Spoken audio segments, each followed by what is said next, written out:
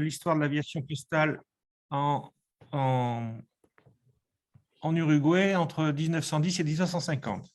Alors, quelques mots sur l'Uruguay. C'est un petit pays, c'est un des plus petits pays d'Amérique du Sud, qui est coincé entre l'immense Brésil et le non moins immense Argentine. Il a été créé aux environs de 1830, suite à une guerre entre les Argentins et les Brésiliens, et les Anglais ont négocié la création d'un nouvel État, un petit peu comme en Belgique à la même période. Ce pays, c'est entre le quart et le cinquième de la France, avec une population totale de 3,5 millions d'habitants, dont plus de la moitié, à peu près 2 millions, habitent à Montevideo et dans ses alentours. Il y a 3 millions d'Uruguayens qui se partagent leur vie entre l'Amérique du Sud, l'Amérique du Nord et un peu en Europe. C'est un pays qui géographiquement est complètement plat, qui contrairement à ses voisins n'a jamais été déboisé et donc est un pays d'herbe, donc qui est parfait pour l'élevage des bovins. Voilà. L'économie se fait autour des grandes rivières. Donc, à l'ouest, sur cette carte, vous avez le Rio Uruguay qui fait la frontière avec l'Argentine. Et vous avez la côte du Rio de la Plata. Et vous pouvez voir aussi une autre particularité qu'on voit souvent dans des quiz à la télévision, c'est que la capitale Montevideo est au sud de la capitale argentine de Buenos Aires.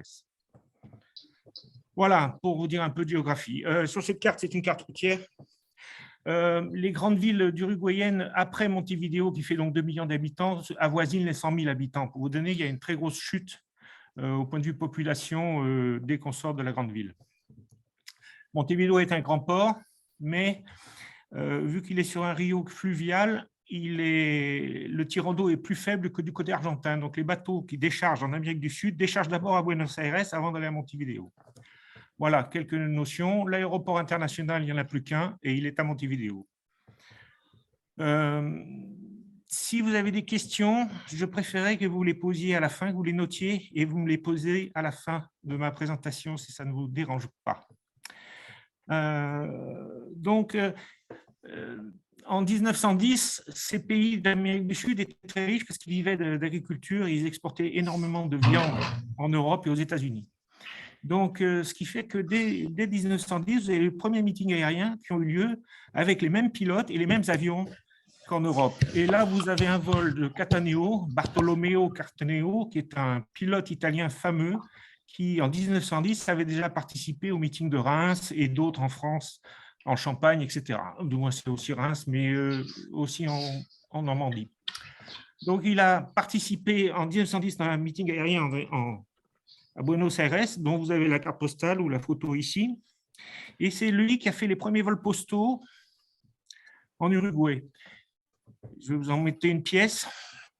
Alors ça, c'est toujours Cataneo. Là, je pense qu'il est sur un Blériot. Et c'est en France, cette photo. Là, voilà, une pièce de Cataneo qui a lieu entre l'Uruguay et l'Uruguay. C'est-à-dire que Salto était sur les rives du fleuve Uruguay, à la limite de l'Argentine, et il est allé jusqu'à Montevideo en survolant la côte avec quelques plis dans sa poche. Donc, ça en fait partie.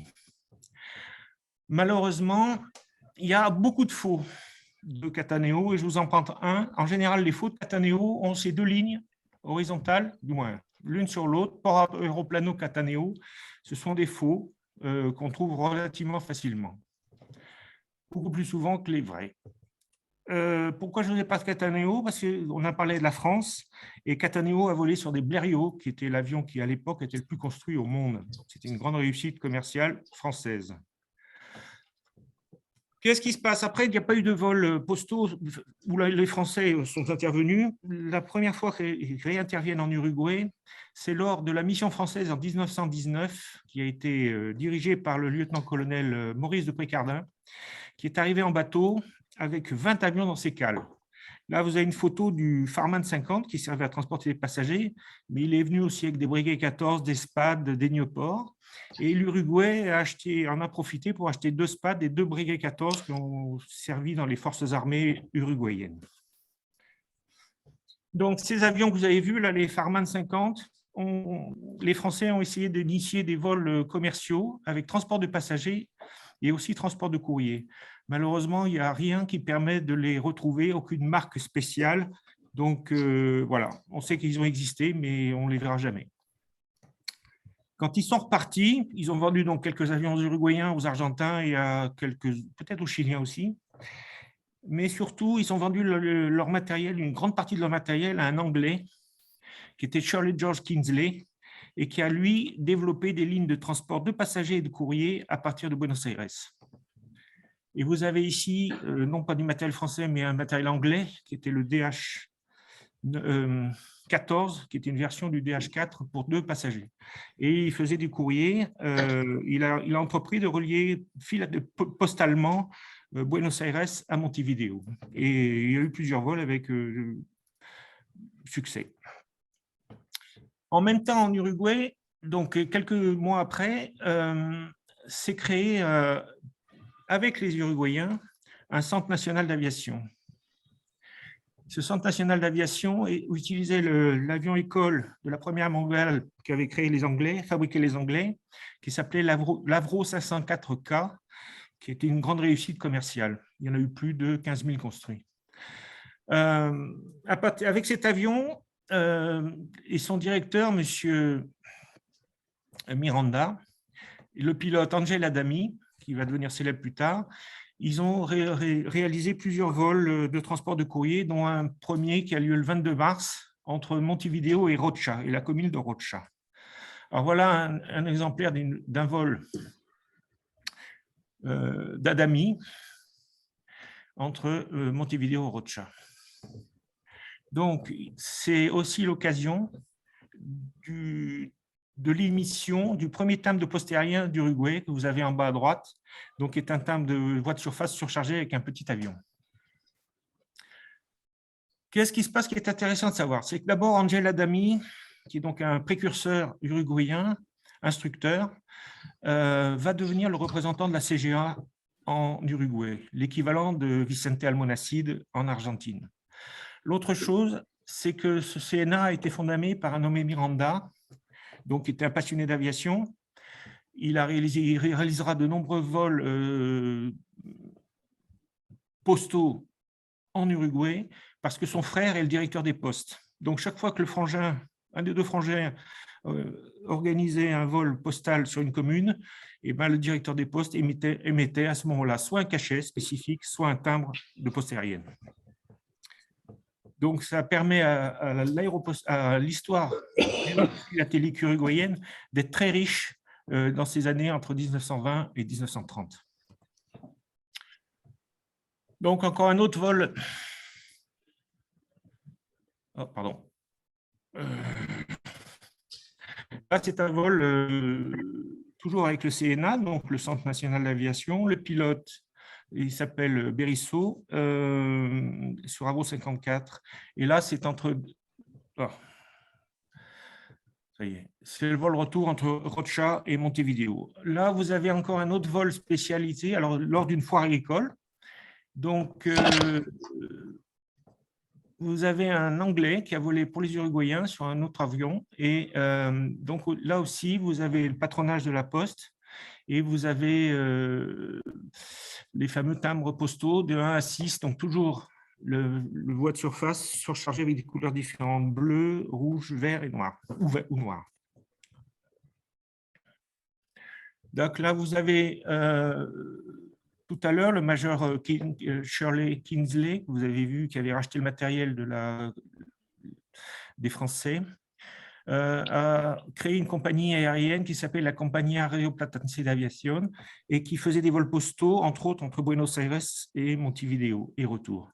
Et là, il a utilisé principalement un autre avion bombardier d'origine d'un bombardier anglais qui était le DH9, mais avec l'emport de 4 passagers.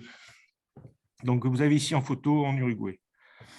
Les aérodromes en Uruguay, au début, c'était ce qu'on appelle Melilla ou Villa Colón, qui est au nord de la ville de Montevideo, qui aujourd'hui est en centre-ville pratiquement, mais c'était le premier aéroport qui a été créé qui permettait les relations. En Argentine, vous avez El Palomar et l'autre qui était utilisé aussi, c'était San Isidro. Donc là, vous avez un autre courrier, toujours de la Compagnia Rio Platense d'Aviation. On les distingue parce que vous avez une flamme ondulée, muette, sur le cachet de Montevideo quand ça part jusqu'à Buenos Aires. Et toujours un timbre de voie de surface avec les fameux timbres de Posterion de 1 à 6. C'est des plis qu'on ne trouve pas très, très souvent parce qu'il n'y a pas d'étiquette. Il faut savoir qu'il n'y a aucune étiquette par avion en Uruguay. Celles qu'on peut trouver sont des étiquettes argentines ou brésiliennes. Ou sinon, quand c'est recommandé, vous avez succursale ou extérieur, mais aucune étiquette spécifique par avion. Donc, c'est des lettres qui sont parfois peu visuelles. Alors là, vous avez tout la Rio Platense d'Aviation, qui a donc réalisé plus de 177 voyages sans accident entre Montevideo et Buenos Aires. Et là, vous avez les timbres qui ont été mis spécifiquement, du moins, qui ont été mis par la Poste le 2 janvier 24, qu'on appelle dans les catalogues uruguayens ravioles, ravioli en français. Donc, trois timbres de 3 couleurs différentes. Et là, vous avez une marque de recommandé pour Buenos Aires. Et c'est un des derniers, l'avant-dernier voyage, vous voyez, réalisé le 25 mars 24. Le dernier voyage de la Rio Platense, c'était le 27. Donc là, un autre avion français qui a donc volé dans le ciel uruguayen et qui a transporté du courrier, c'est le Breguet 14. Bon, l'avion bon à tout faire de l'après-guerre française, puisqu'on est sur la CGA. Là, vous avez les deux versions, une version bombardier et l'autre qui est la version... oui, c'est pas la version bombardier, c'est l'autre, c'est reconnaissance, et l'autre qui était une version ambulance. Les deux ont été utilisés par les forces aériennes et uruguayennes. Et donc, ce Breguet 14, il a été utilisé lors de ce vol commémoratif de la bataille de Sarandi de 1823, donc une des batailles qui a permis à l'Uruguay de prendre son indépendance des Argentins et des Brésiliens. Et donc, c'était lors de la commémoration d'une statue célébrant la victoire de la bataille de Sarandi. Donc, ils ont émis 3 timbres spécifiques pour le jour de la commémoration. Donc, les 3 timbres, ce n'est pas des timbres de postérienne, mais ils ont été utilisés lors du vol postaux commémoratif. Mais vous avez quand même un petit timbre de postérienne sur la gauche.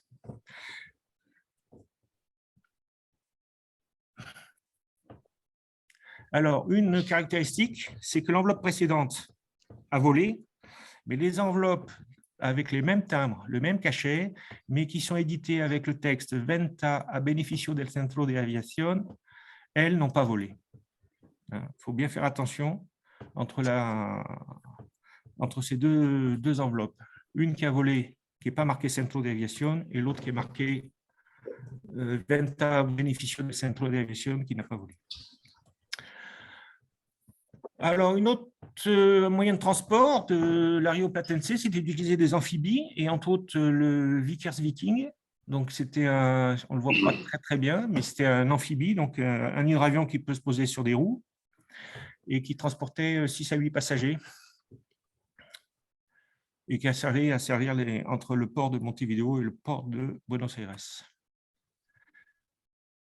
Là, vous avez encore un pli de cette compagnie. Mais c'est le même, donc j'ai déjà mis 2 fois, ça ne suffit pas.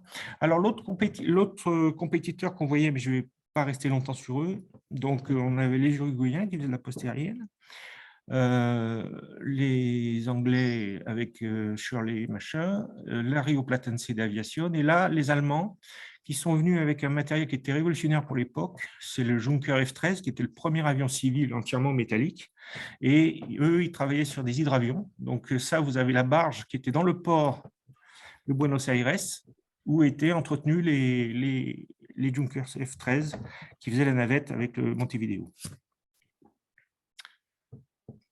Alors là, je voulais vous montrer la mission. Ben non, voilà. Alors, qu'est-ce qui se passe en 1925 ? Eh ben, c'est le premier vol, l'arrivée des Français avec Joseph Roig, donc qui était je dirais, l'homme marketing de la CGA à l'époque, embauché par Latécoère qu'il avait connu, pour lequel il avait travaillé au Maroc avant. C'est lui qui était l'initiateur des enveloppes rouges célèbres au Maroc. Et il a fait le même coup pour son vol de prospection en 1925 en Amérique du Sud. Il a créé une enveloppe spécifique pour qu'on la reconnaisse bien. Donc, vous l'avez ici, ces deux photos extraites de journaux. Donc, un des deux Breguet 14 qui était arrivé jusqu'en Uruguay et Roig qui signe le journal du jour sur l'aile de son avion. Donc, voilà l'enveloppe que tout le monde connaît, spécifique, créée par Roig. Donc, pour marquer le coup du premier courrier aérien Rio-Montevideo-Buenos Aires. Donc, c'est des vols d'essai sur Breguet 14 que vous avez pu voir. Donc, ça, c'est une enveloppe spécifique. L'avancement recommandé, donc c'est le PA numéro 5 de 10 centimes Raviol. Et il y a eu quelques cachets, quelques griffes violettes avec ensaillot postal sur ce courrier. En dessous, vous avez l'étiquette de censure. Alors, il faut savoir que l'étiquette de censure a été émise par l'État de São Paulo, qui était en guerre contre la capitale fédérale de Rio de Janeiro. Il cherchait à faire une indépendance des États du Sud du Brésil. Donc, il y a eu une guerre civile. Des États riches du Sud, parce que c'est l'hémisphère sud, donc tout est à l'envers. Donc, ça serait l'équivalent du nord de l'Italie contre le sud de l'Italie. Là, c'est le sud du Brésil contre le nord. Sachant que c'est toujours le cas aujourd'hui, puisque 50% de l'économie brésilienne se fait sur les 3 États du sud du pays. Donc voilà, étiquette de censure de l'État, mais il laissait passer le courrier, bien sûr. Là, je vous présente Roig, à gauche. Au milieu, vous avez un pilote uruguayen qui s'appelait Berisso, qui est une star nationale là-bas, un des premiers pilotes donc, de poste aérienne. Et à droite, je ne sais plus, c'est l'ambassadeur de France. Alors voilà, là je vous présente une photo rarissime, c'est un Breguet 14 uruguayen en vol, et en plus c'est le numéro 4. Et le numéro 4, il a servi à transporter du courrier, dont celui-là. Alors ça, c'est un courrier qui appartient à notre ami Jean-Jacques. Donc, c'était lors d'une catastrophe climatique, le pont à Artigas a été coupé et les autorités postales ont affrété les avions militaires pour transporter le courrier et des victuailles d'un côté à l'autre du Rio qui avait débordé et arraché les ponts. Donc, voilà cette marque Correo Artigas qui ne paye pas de mine, mais qui est assez rare. Et qui a été donc transporté par avion français. L'autre utilisation des Breguet 14, ça a été lors du vol commémoratif encore, Montevideo-Rocha.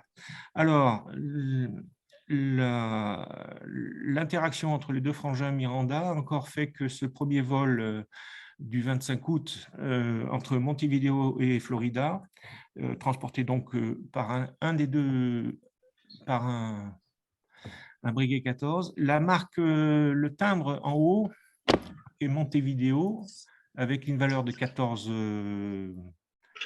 ça y est, j'oublie mon centavos. C'était une valeur de recommandé et il a été émis pour cette occasion et vous avez le même timbre avec marqué Rocha qui était utilisé pour le vol retour. Et aussi à remarquer l'oblitération rouge en double ovale qui était imprimée pour cette occasion. Voilà, donc ces timbres sont devenus rares parce que comme ils ont été édités que pour le premier vol, les philatélistes ont été obligés d'acheter des enveloppes et de les décoller pour pouvoir les obtenir. Donc, les enveloppes ont disparu. Du moins, beaucoup d'enveloppes ont disparu dans ce processus. Le vol retour a existé, mais il s'est fait par voie terrestre. Donc, vous aviez la même enveloppe, les mêmes timbres, sauf que vous avez le double cachet, double val inversé. Au lieu d'être marqué Florida, il est marqué, vous l'avez, Montevideo, l'un qui a servi au départ et l'autre à l'arrivée. Et la Garceta, ils appellent Garceta de 14 centavos, et marqué Rocha au lieu de Montevideo. Florida au lieu de Montevideo, excusez-moi.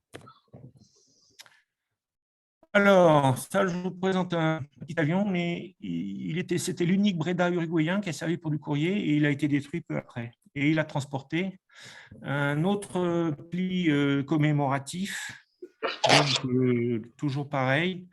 Le pilote Bérisso, dont je vous ai parlé tout à l'heure. Là, vous aviez encore le Breguet 14 numéro 4 que vous avez vu en photo, piloté par le capitaine Larry Borges. Et le premier jour du PA postérieur numéro 9 de 45 centimes le vert, qui était touré à 16 000 exemplaires. Et ceux qui n'ont pas été utilisés ont été détruits. Toutes les pièces sont recommandées. Et vous avez donc un timbre de PA plus un timbre de voie ordinaire. Et là, vous avez, donc là, c'est le courrier est parti de Montevideo pour Rincon et vous avez un vol retour qui est parti le lendemain. Alors, le lendemain, alors ça, c'était une erreur de ma part. Le lendemain, est-ce que je vous l'ai mis? Non, je ne vous l'ai pas mis. Alors, donc cette enveloppe, vol retour, vous avez les mêmes timbres, sauf que l'obligatoire est inversée. Même tarif. Mais l'avion a décollé le 25. Il est tombé en panne qui a été réparé le soir même. Et du coup, le courrier est arrivé, non pas arrivé le 25 au soir, mais il est arrivé le 26. Donc, vous le trouvez. Ça, c'est encore un Fokker F-13 de la mission Junkers. Alors, pourquoi je l'ai mis en 1926? C'est que la mission Junkers s'est arrêtée pendant un moment et a repris, parce qu'en général, il s'arrêtait pendant les mauvaises conditions climatiques, donc il reprenait en hiver pour l'hiver austral. Donc là, c'est en 1926, c'est encore un autre vol du Junker, la mission Junkers. Alors, cette mission Junkers, voilà un de ses plis. On reconnaît ces courriers parce qu'ils ont cette grande griffe rouge, Servicio Postal Aéreo, Montevideo, Buenos Aires, qui en général le courrier est recommandé. Et là, vous l'avez de Montevideo, mais il allait jusqu'à Rosario, qui est la deuxième ville d'Argentine. C'est le moyen d'identifier ces plis. Il faut savoir qu'ils ont fait tous leurs vols ont été très réguliers et sans accident.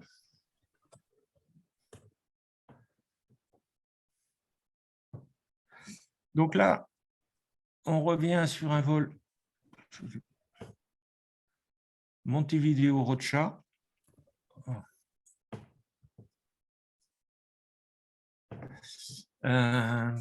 Bon, est-ce qu'il est donc réalisé. Oh, mais c'est pas vrai. Donc Montevideo Rocha, donc une des capitales régionales de l'Uruguay. Bon, j'arrive pas à vous le laisser dessus. Voilà. Donc toujours une oblitération en double cercle, certifiée avec un cachet triangulaire rouge à l'allée. Et vous avez le retour Rocha Montevideo, toujours double cercle, mais pas rouge, et une marque postale triangulaire, Rocha Montevideo. Donc ça, je me suis trompé tout à l'heure, j'ai inversé deux vols. C'est celui-ci dont il y a eu une panne de magnéto qui a fait que le courrier est arrivé avec un jour de retard. Donc là, je vous parle de ce que j'évoquerai peu, mais c'est un vol de record qui a eu lieu entre de New York à Buenos Aires avec des Italiens sur un hydravion Savoia. Voilà. Il y a eu 5 enveloppes signées par l'équipage, donc c'est un pli très très rare. Là, on retrouve la CGA, donc suite au voyage de Roig et des négociations qui ont duré un peu de temps quand même entre les différents pays intéressés par les vols postaux. On arrive au premier vol entre l'Uruguay et le Brésil. Et là, vous avez une photo d'un T-25 à Montevideo. Vous avez le pilote Henri Rosès, cerné de Adami, donc le représentant de la CGA, et de Pranville. Les deux de droite ils vont disparaître dans l'accident en 1930, l'hydravion, la T-28, en face de Montevideo. Là, vous avez donc une enveloppe uruguayenne du vol Uruguay-Brésil, donc avec Rosès et un T-25, où l'avion est accidenté à Santos au Brésil quand il partira vers l'Europe. Voilà. Donc, les timbres, le cachet d'oblitération est un cachet rouge non dateur. Par contre, vous avez le recommandé avec la date et un cachet dateur. Donc ça, c'était très typique des timbres de l'époque de l'Uruguay. Là, vous avez un autre, la T25, en maintenance. Donc, on voit les mécaniciens qui nettoient et qui s'occupent de tenir les lisses. Alors, le terrain de Pando, on va en parler un peu parce que l'Uruguay, donc je vous ai cité tout à l'heure, utilisait le terrain de Melilla, qui s'appelait aussi Villa Colón, le centre-ville. Par contre, la CGA, avec Bouillot Lafont, a investi et a acheté de nombreux terrains qui leur étaient propres. Et la CGA à Montevideo a acheté le terrain de Pando, qui est à 30-40 km à l'est. Ce terrain existe toujours et il est utilisé par l'école d'aviation uruguayenne.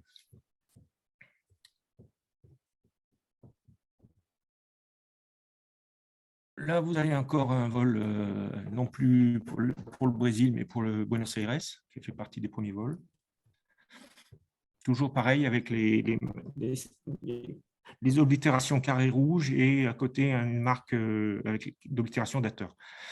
Là, la célèbre croisière aérienne de Dieudonné Cosse et Joseph Lebris sur le Breguet 19 qui est préservé au musée de l'Air, que vous avez en photo.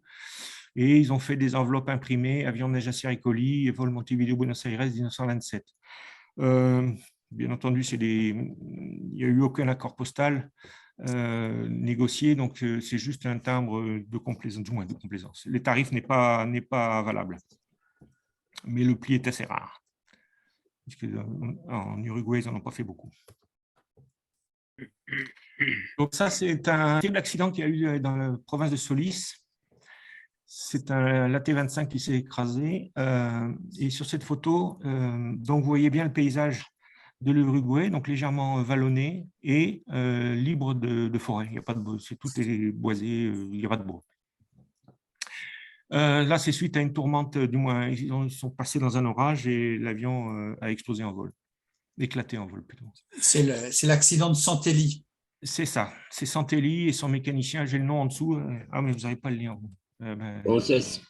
Française. Qui ont toutes les... Française, voilà. Donc, c'est Santelli et française. Alors, sur cette photo, vous voyez Bérisseau, le héros de l'aviation en uniforme. Et à sa oui, c'est sa droite, mais pour nous, c'est à gauche, c'est Mermoz qui est venu et vous avez Pranville qui est à droite. Aussi à gauche, pardon. Donc, vous aviez Pranville, il est à quel endroit, là dans le... Avec le chapeau, à gauche. Ils ont tous des chapeaux. Oui, mais c'est ça le problème, je ne sais pas lequel des deux. Donc voilà, vous avez Bérisseau et Mermoz qui sont venus se recueillir sur l'épave. Et il faut savoir que les corps, c'est l'armée de l'air uruguayenne qui les a rapatriés à Montevideo sur un Breguet 14. Je dispose du rapport d'accident interne qui m'a été communiqué, enfin qui appartient aux archives LATECOR. Donc en fait, c'est un défaut de maintenance probablement sur l'avion qui s'est désintégré en vol. Oui. À cause, ouais, enfin, il passait quand même dans une situation climatique qui était extrême. Oui, alors, c'est sûr qu'il y avait... une petite précision, c'est que toujours les vols de l'aéropostale, surtout au début, ils longeaient la côte. Il faut bien le savoir. Donc, Solís n'est pas tellement loin à l'intérieur du pays, c'est relativement proche de la côte. Donc là, vous avez la première étiquette, non, la première carte postale éditée par la CGA pour le 1er mars 1928, qui a été imprimée, j'ai marqué le nom de l'imprimeur, en Argentine. Vous en avez quelques-unes qui ont été, la majorité sont parties de Buenos Aires à la date du 1er mars, mais quelques-unes ont réussi à partir d'Uruguay. Il y en a quelques-unes qui sont connues. Enfin voilà. Elles sont rares. D'Uruguay, elles sont très rares. D'Argentine, quand même, on la trouve. Mais oui, c'est une des plus belles, à mon avis. C'est une de mes pas favorites. Je la trouve très jolie. Et vous avez donc le facteur ailé. Et le bâtiment qui est dessous, c'est le ministère des Postes à Buenos Aires, qui existe toujours. Donc voilà, vous aviez la carte postale, mais là, c'est un vol. Donc, adressé à Angel Adami, donc le représentant de la CGA à Paris. Et voilà, il se faisait propre. Et vous voyez, l'enveloppe est d'Aéroposta Uruguaya. Vous vous souvenez que la CGA a créé pour des raisons politiques, hein, des exigences de chaque pays, créer des filiales dans tous les pays pour pouvoir embaucher aussi du personnel local. Donc voilà, cachet Aéroposta Uruguaya, Montevideo, et le cachet noir d'oblitération des timbres sans cachet dateur, oblitérateur dateur. Alors, j'ai oublié de préciser, c'est que quand c'est noir, c'est des vols c'est des tarifs postaux normaux, et quand ils sont rouges, c'est des tarifs recommandés. Donc, Là, c'est voilà, l'expéditeur. oui. Juste une question. Adami, il était à Montevideo. Il n'était Oui. pas à Paris. Oui.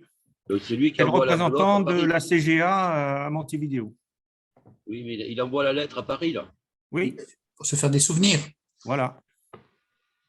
Comme il était membre de la CGA, il s'envoyait son courrier à la CGA qui allait revenir en avion plus tard.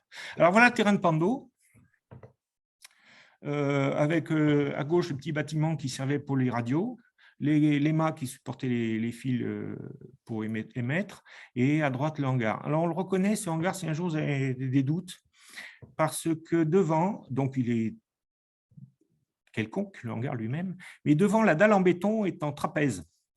Donc, elle n'est pas rectangulaire, elle est en trapèze. Et souvent, si vous avez des doutes et que vous voyez ce trapèze devant ce hangar, vous pouvez savoir que c'est Pando. Voilà.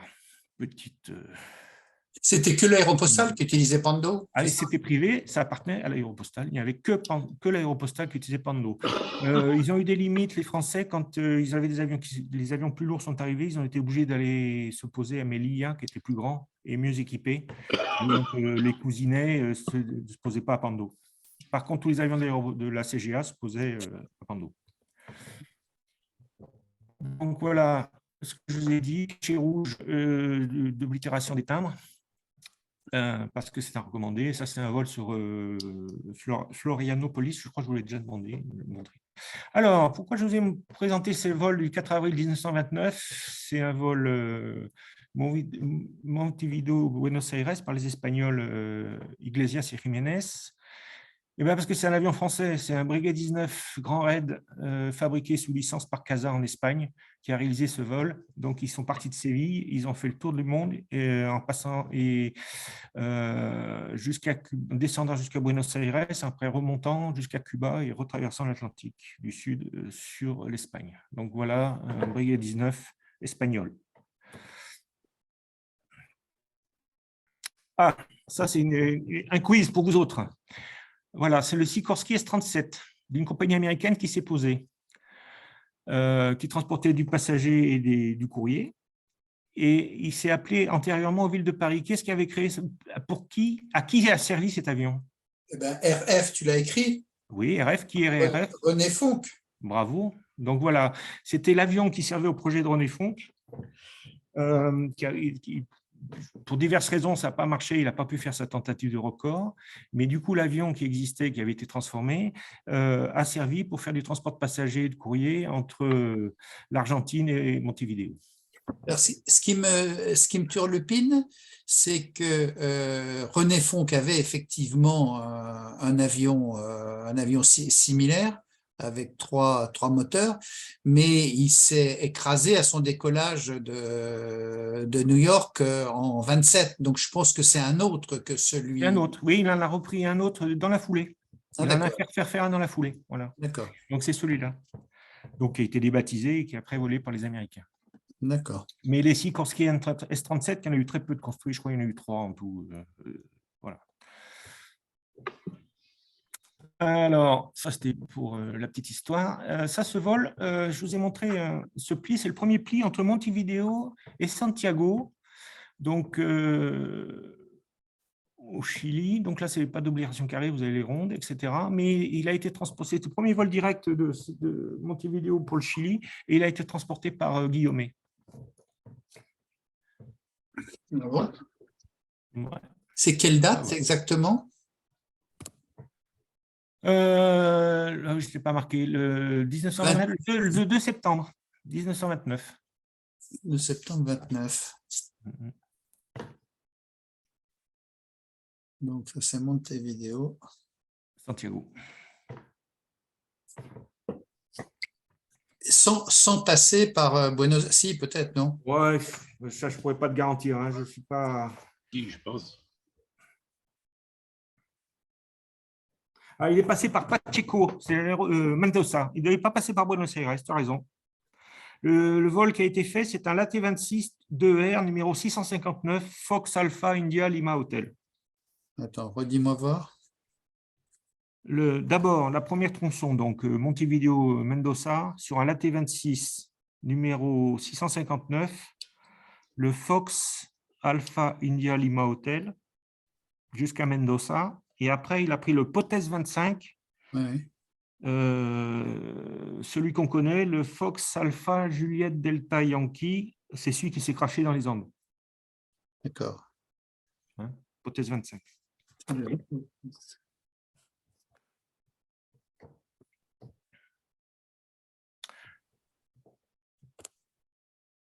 Alors là, ça c'est l'histoire du LAT 28 qui est tombé en mer au large de Montevideo, près du phare vraiment en centre-ville pratiquement.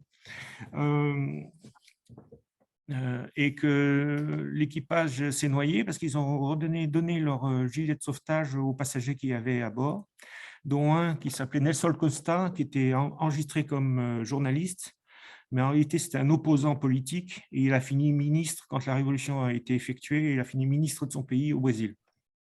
Enfin voilà, la petite histoire. Et ben, malheureusement on a perdu Négrin, René Prunetta et Julien Pranville, je crois que c'était Julien son prénom.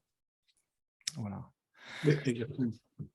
Cette lettre, je l'ai trouvée, c'est pas moi qui l'ai malheureusement. Je crois savoir qui l'a aujourd'hui, non? C'est pas toi, Dominique, qui a acheté ça? Oh, il y a longtemps. Ah, parce que je l'ai trouvé moi sur un scan d'une vente américaine ou anglaise. Ah, ben, c'est possible que je l'ai peut-être acheté à l'étranger. Je ne sais plus où je l'ai acheté et quand. Mais c'est possible, oui. Il n'est pas exclu que je l'ai acheté sur une vente américaine, oui, ou anglaise. Parce que c'est quand même pas des courriers. Les courriers du 10 mai 1930 sont pas très courants et valent cher. Voilà, ça c'est le. Vous avez vu le recto, ça c'est le verso. Non, oui, c'est ça. Oui. Donc le verso. Pourtant, on le voit de temps en temps quand même, ce courrier, je ne sais pas. Je ne pense pas qu'il soit si Ouais. rare que ça. Bon. Bon. Alors voilà, ça c'est vous avez ici toujours à Pando, donc un LAT 28 en maintenance. Vous voyez des escabeaux pour les mécaniciens. Je l'aime bien parce qu'on voit un peu comment ça se passait. Et c'est un LAT 28. Ouais. Donc Oscar uniforme.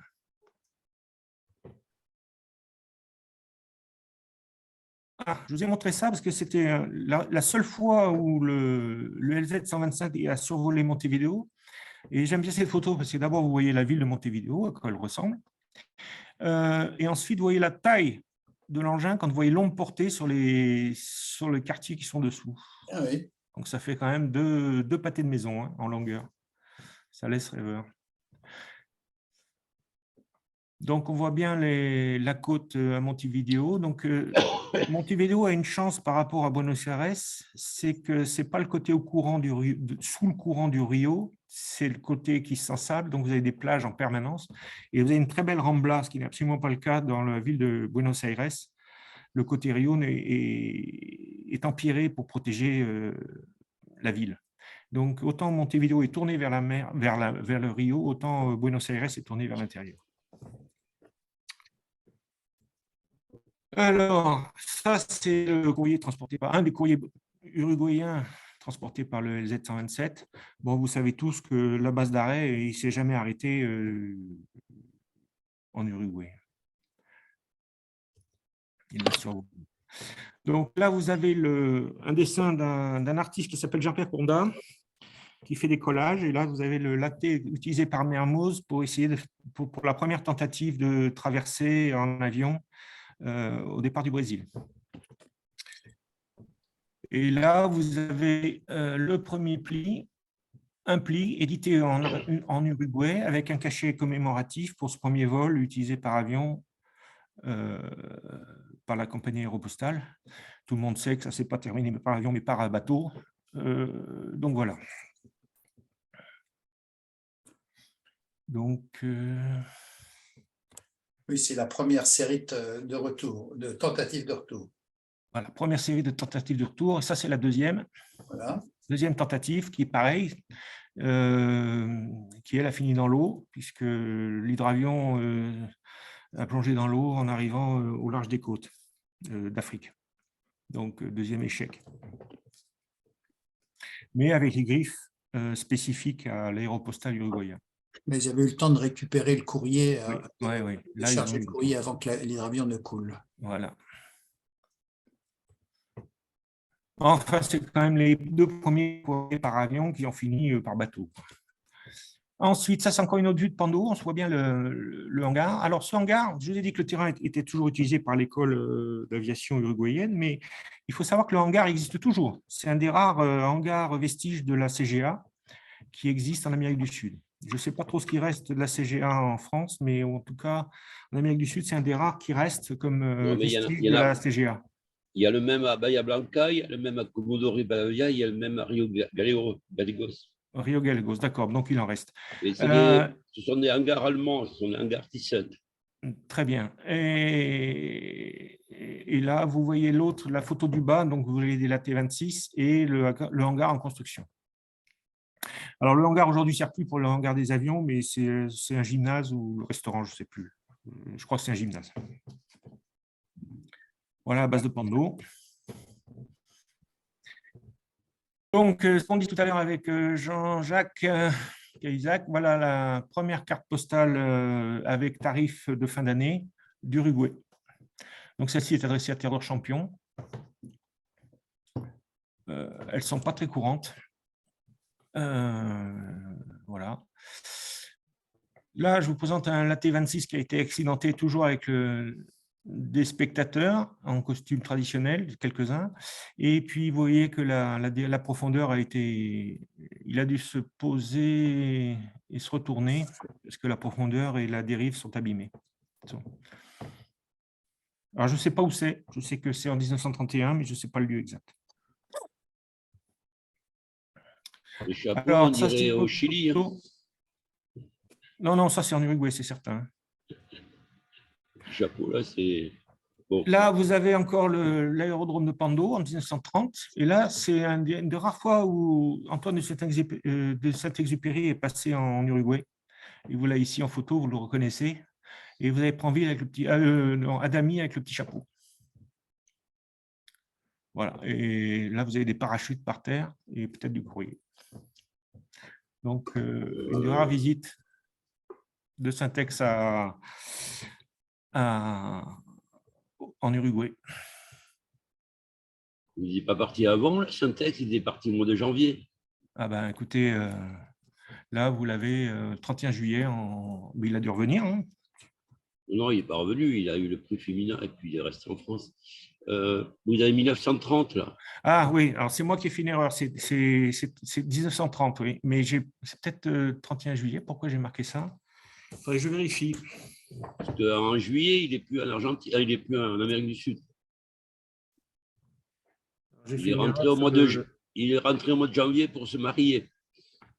Oui, alors si c'est marié... 1931. Alors, je ne retrouve pas. Mais effectivement, il y a Adami, après, je ne sais pas qui c'est qui a Syntex.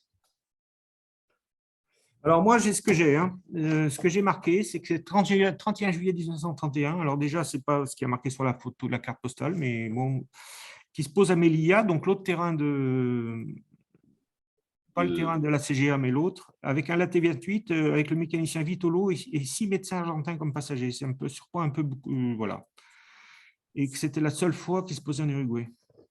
C'est probablement 1930, donc non. Ah ouais, mais moi j'ai. Il a dû se poser plusieurs fois parce qu'il a assuré le vol après l'accident de Pranville et Negrin, le lendemain, entre Buenos Aires et Montevideo.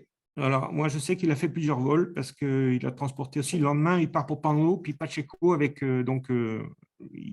là, il est à Melilla, mais après, il est allé à Pando, et là, il a fait un vol sur Pacheco avec Anja Adami et César Piacenza. Piacenza, futur directeur de la DGAC uruguayenne. Alors, il faudrait vérifier.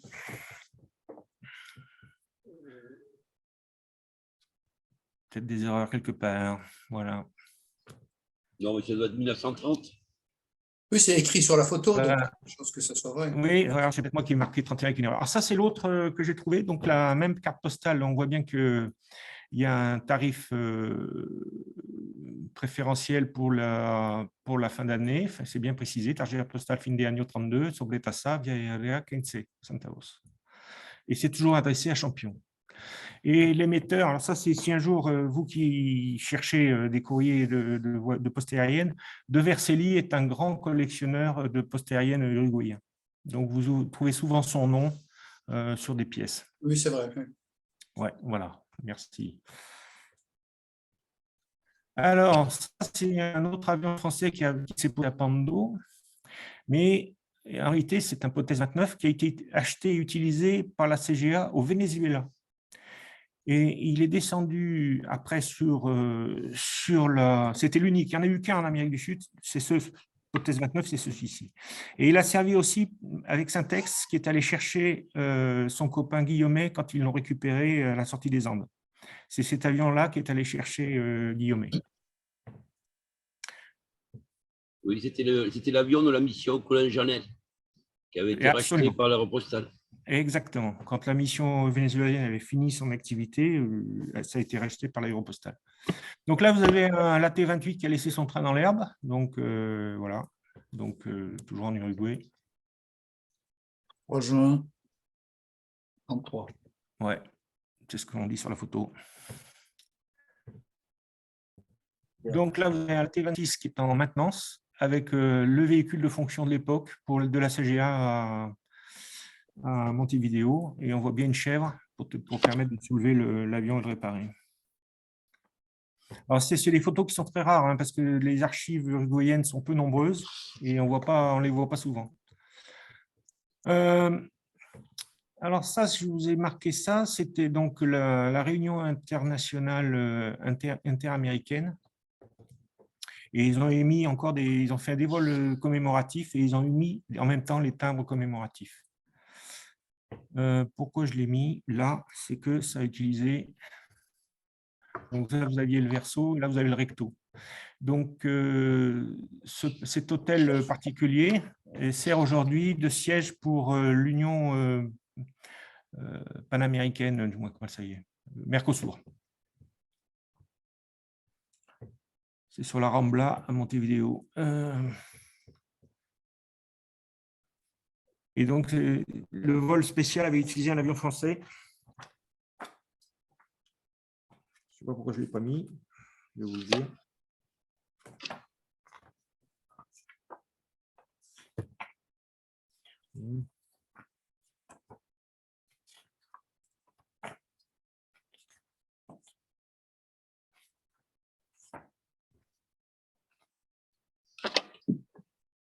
Les vols postaux que je vous ai présentés tout à l'heure, pourquoi je les ai mis, c'est qu'ils sont uruguayens, mais ils utilisaient pour la première fois, du moins, première fois que des Potes 25 de l'armée de l'air uruguayenne avaient été utilisés pour utiliser des sacs postaux. Donc là, vous avez une visite de Mermoz sur le Coussinet, à Melilla, il ne s'est pas posé à Pando, avec le trimoteur célèbre. Voilà.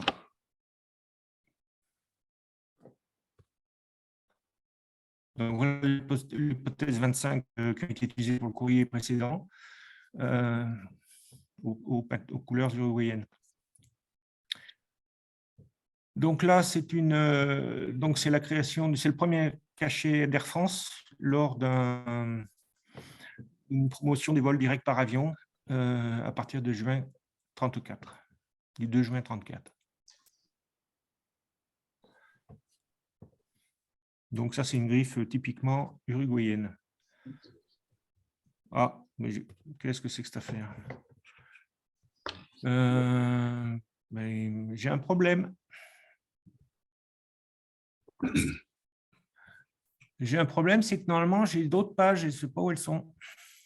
Mais attends, moi, je dois les avoir. Attends.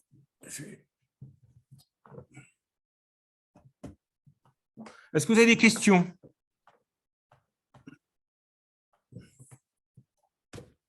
Question. Non, tu as répondu à toutes nos questions en ligne. Bon. Tu veux que j'essaye de retrouver? Je vais la retrouver sur le… Attends, mais je vais la retrouver. Tu vas te connecter Lionel. Tu m'appelles, je vais te voir là. Attends, non, mais attends, là, je me mets dessus. Parce qu'effectivement, j'avais vu que tu avais d'autres choses après. Voilà, tu es au slide 70. Voilà. Je partage mon écran. Voilà. C'est bon? Tu n'as plus qu'à commenter, puis tu me dis Alors, suivant. attends, il faut que je trouve où tu es.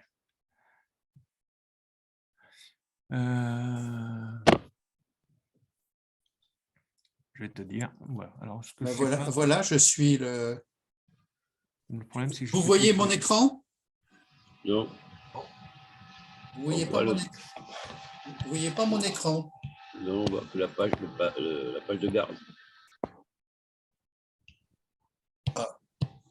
On voit toujours l'écran d'Hélène. Alors, j'arrête le… Ça, c'est moi. Ça, c'est normal. Mais pourquoi vous n'avez pas le… Tiens, arrête ton partage et je vais partager. Arrêtez le partage. OK. Voilà, ça permet de nous voir. Bonjour. Tout le monde. Et je vais partager celui-là. Vous voyez mon écran là? Enfin, Oui. Ah oui, moi, je te vois. C'est bon pour moi. Je vais mettre… on va donc, utiliser… Mets-toi en pleine page. voilà. Donc, tu me dis suivant. Voilà, ben vas-y, suivant. On va continuer. Ben, ça, on l'a vu. Voilà, ça, c'était une griffe utilisée en Uruguay, entièrement transportée par avion pour un prix au tarif de l'époque pour l'Italie. Donc ça, c'est une carte postale de Nouvel-An d'Air France. Donc tout le monde la connaît ailleurs, mais là, celle-ci est partie d'Uruguay. Donc vous allez voir derrière. Ça, c'est le recto et le verso. Voilà, toujours pour l'Italie. Donc carte de fin d'année avec un tarif réduit à 23 centimes de centavos. Ça a duré jusqu'en 41-42, le même tarif de 23 centavos pour les cartes postales de fin d'année. Donc là, c'est un Fokker F7 3M, donc toujours à Pando. C'était dans le cadre de la rénovation de la flotte.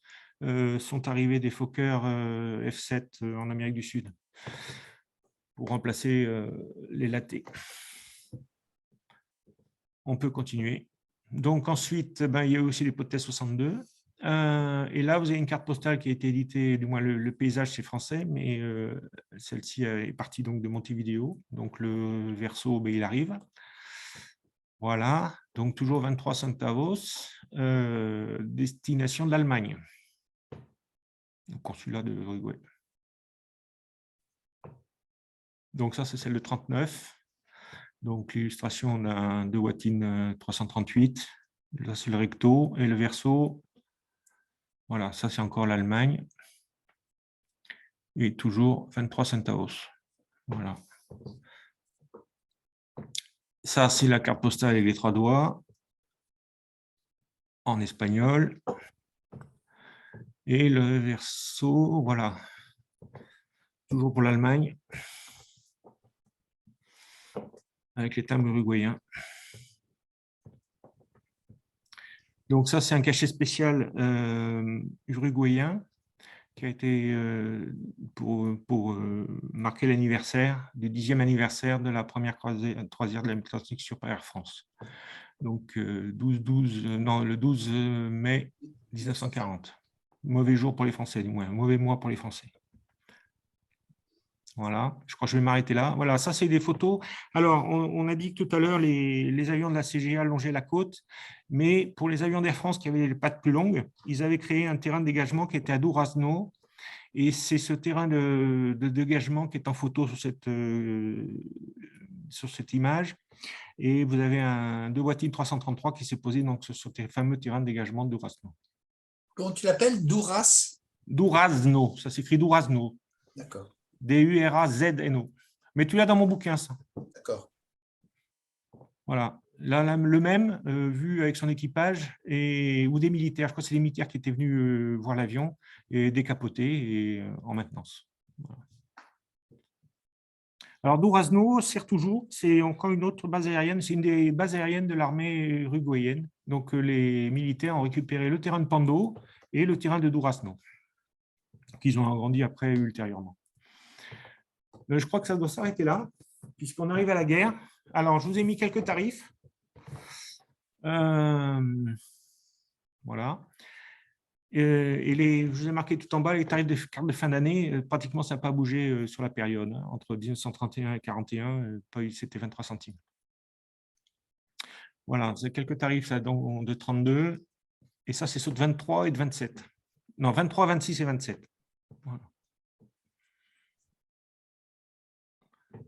Voilà. Donc, je m'arrête là parce qu'on m'avait dit 1 heure. Donc, je vais essayer de faire vite, vous montrer 2 ou 3 choses intéressantes.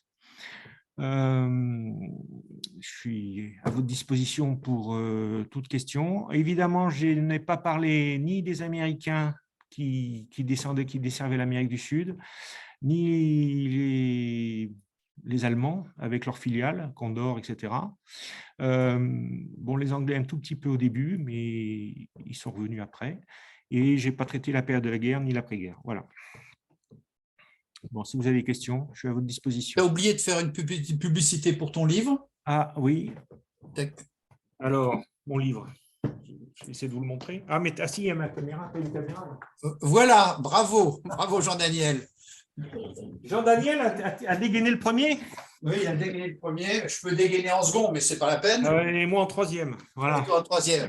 Voilà, donc je vous recommande cet ouvrage pour l'histoire des vols postaux, et ceci pas uniquement français, mais qui est plus complète pour l'Uruguay. Voilà, il y a 116 pages en quadri, et c'est uniquement les vols postaux de tous les pays, depuis l'Uruguay. Je ne parle pas des autres pays. Voilà.